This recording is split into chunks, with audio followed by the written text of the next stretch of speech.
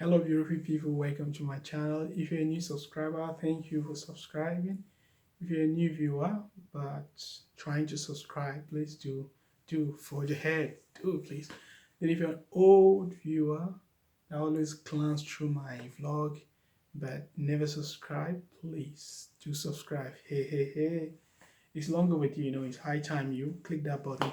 You all will never regret it. Well, today I want to talk about so many questions I've read in social media forum, especially from people that are not Nigerians, people from Kenya, East Africa, Kenya, Uganda, people from South Africa, the mainland South Africa, Zimbabwe, Botswana, then people from West Africa, Sierra Leone, Liberia, and Ghana. So many people that I can't mention here. They really want to know, are Igbo men really trustworthy? uh, because they normally say that they are single, but they may have like wives back home. They're heavily invested in the family back home and all that. Another question again that lingers is the fact that are Igbo men so controlling? You see, before I go on, let me issue a disclaimer. I'm not a relationship expert. I don't claim to be. Most YouTubers that do that, I don't know where they read relationship studies, if there's anything like that in the university. I'm in law, but I'm just saying this out of experience, what I've really believed that it is from my purview, from my understanding, you know. And if I could say something that may trigger doubt, please just leave a comment there. If my presentation is not watertight, as in these issues, please do leave also a comment because I'm open to learning things. As I impart knowledge, I also learn as well. So let's start. First and foremost, there's something I categorize as the disease of generalization.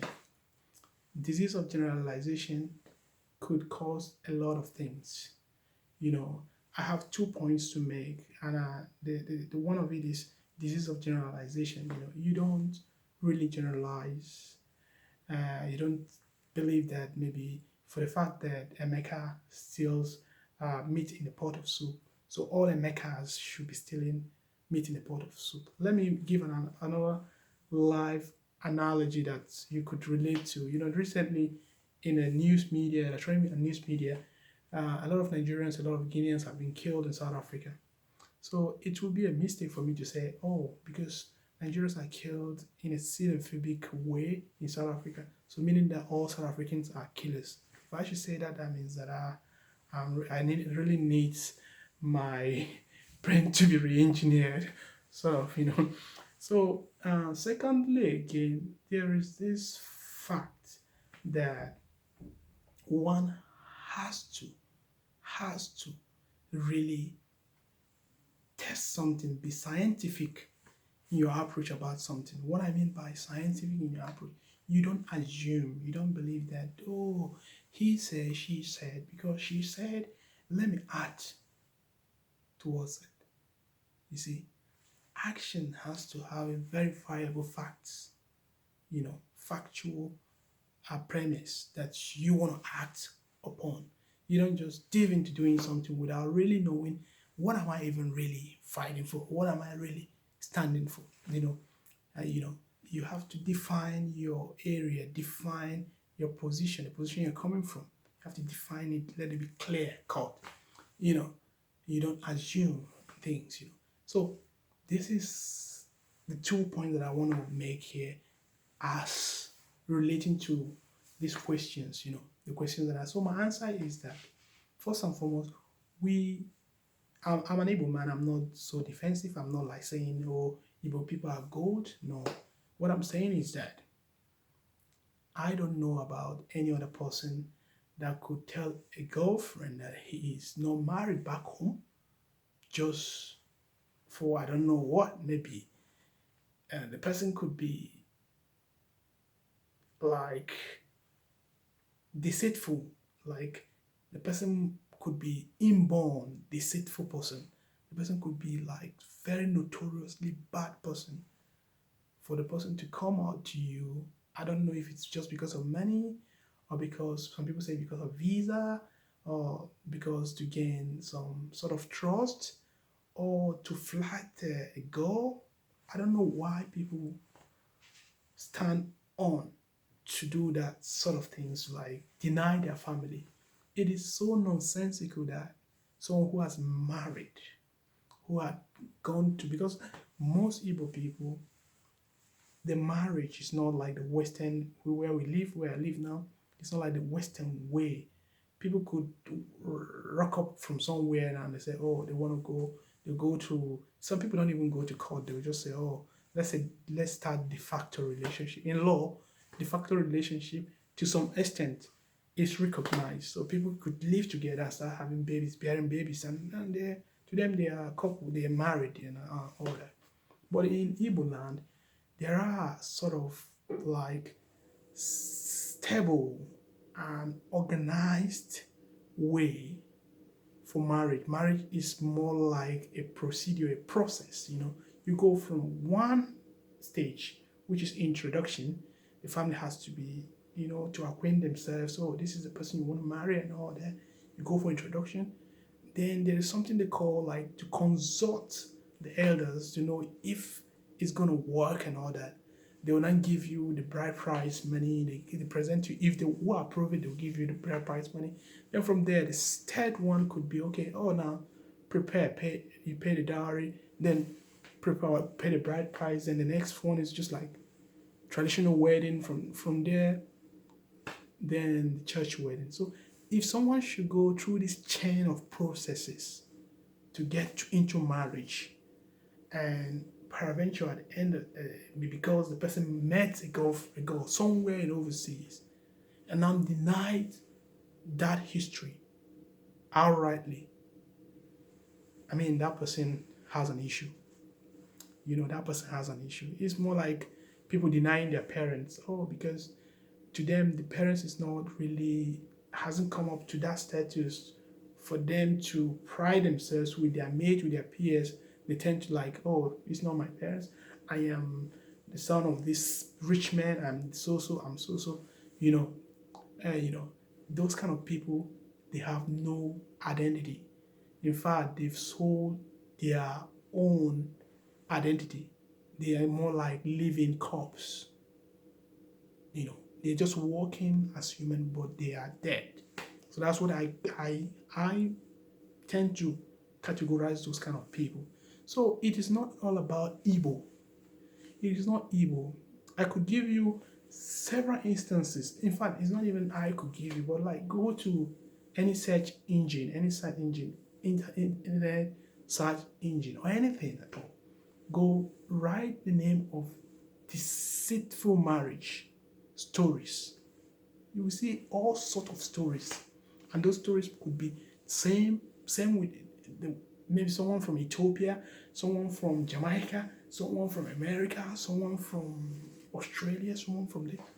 You just oppose the stories and see. You see there are elements that's really, they are more like akin. They are similar to each other.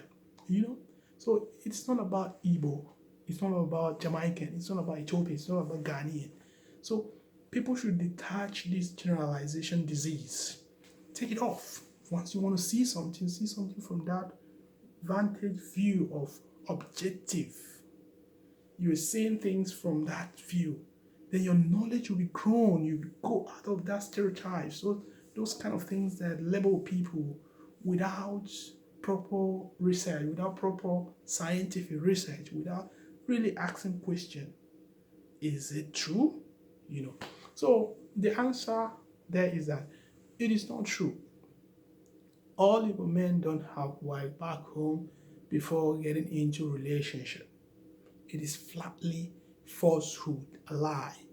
Individual people could be who happens to be Igbos, but that doesn't mean that they represent that entity, that tribal orientation called Igbo.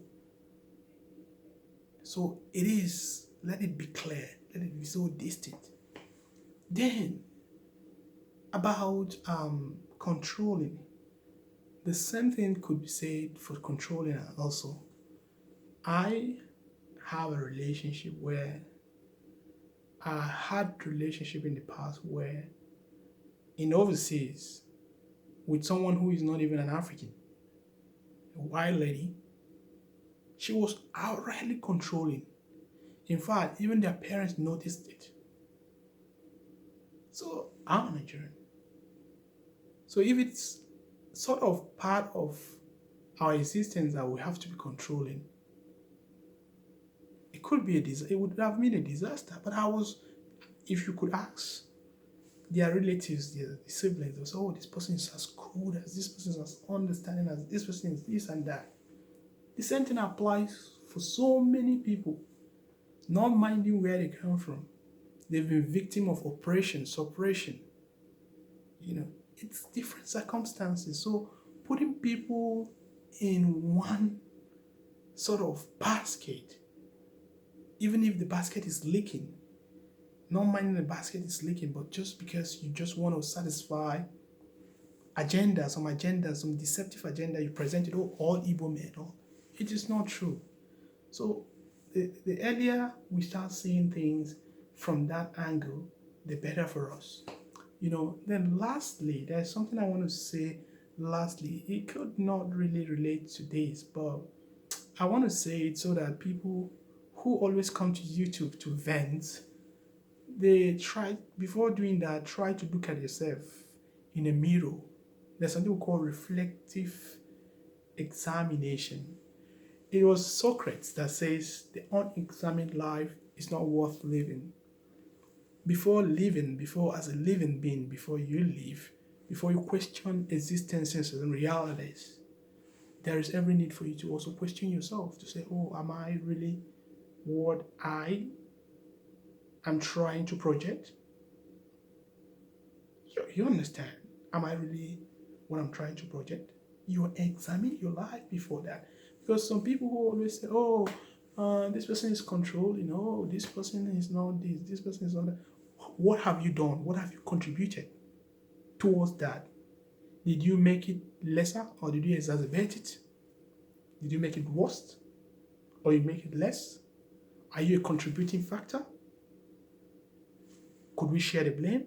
So these are questions you could answer. I've seen a YouTuber, I don't want to pick on people, but I've seen a YouTuber that was sort of praising Igbo people, praising those people who are good, and she even misplaced their priority. She was saying Igbo people, they never really presentable, but they got the money. The Yoruba people are presentable. I laughed when I viewed that video. I was laughing.